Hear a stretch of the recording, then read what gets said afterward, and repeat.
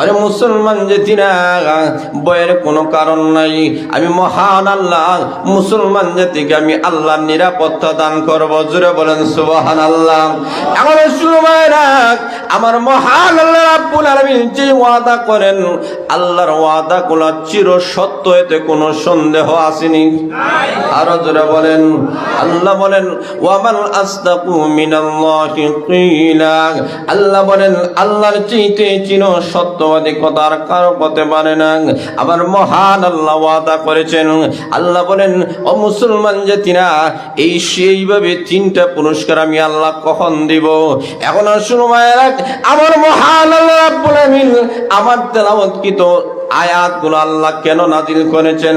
এখন শানে নতুনের দিকে আমরা চলে যাই।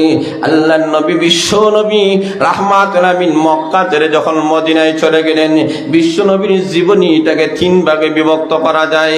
একটা হলো নবুয়তের পূর্বের 40 বছরের জিন্দেগি, আরেকটা হলো নবুয়তের পরে 13 বছরের মক্কি জিন্দেগি, আরেকটা হলো 10 বছরের মদনী জিন্দেগি। যারা বলেন ঠিক না বেঠিক?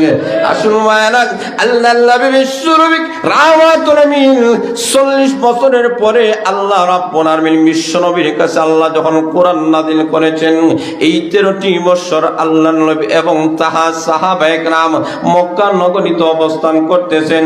বেঈমান কাফেররা একতরফা নবী এবং সাহাবায়ে কেরামে হামলা করে, আক্রমণ করে, কিন্তু কোনো জবাব দেওয়া হয় না।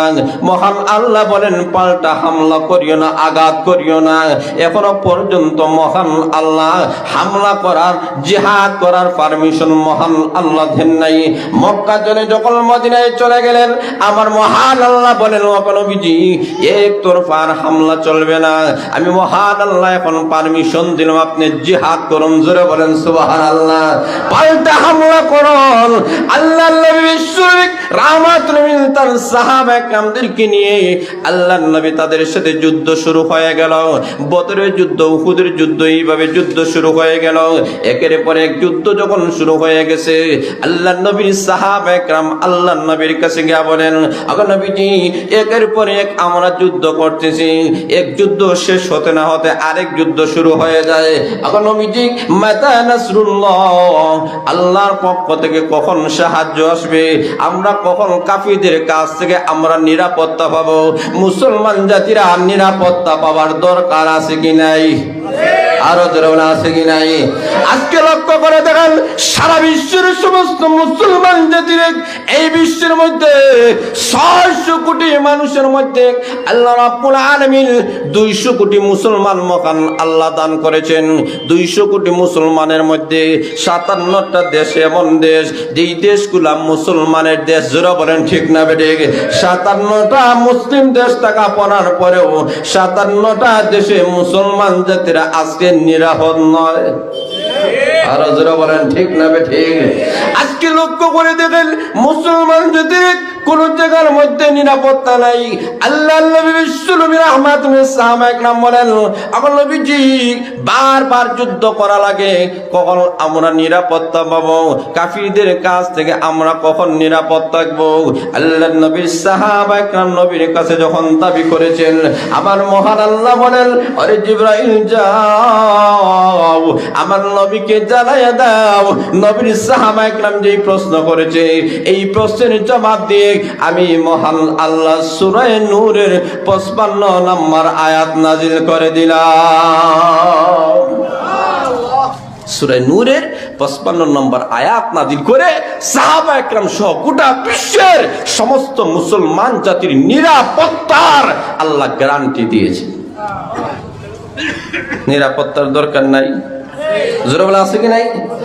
এখন সুমায়রা আল্লাহ রাব্বুল আলামিন এই আয়াত নাযিল করে বলেন, ও নবীর সাহাবায়ে কেরাম, শুধুমাত্র তোমরা নয়, কিয়ামত পর্যন্ত যত মুসলমান জাতিরা আসবে, কোন মুসলমান জাতিদের কোনো অস্ত্র লাগবে না, কোনো কামান লাগবে না, কোনো কিছুই দরকার হবে না রে।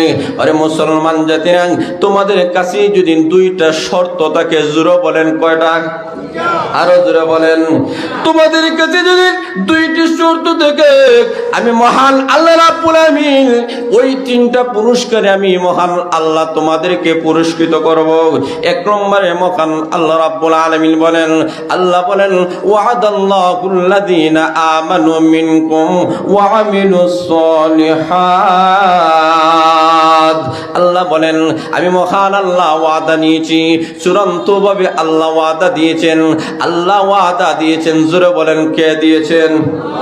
আরো জোরে বলেন। আল্লাহ রাব্বুল আলামিন বলেন আমি মহান আল্লাহ ওয়াদা দিলাম কাদের সাথে? এক নম্বর হলো যারা ঈমান নিয়ে আসবে, ঈমানদারের সাথে আল্লাহ ওয়াদা করেছেন। দুই নম্বর হলো ওয়া আমিলুস সলিহাত, আল্লাহ বলেন নেক আমলওয়ালা।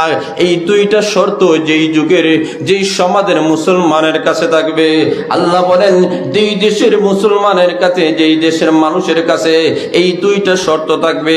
এক নম্বর হলো ঈমান, দুই নম্বর হলো নেক আমল।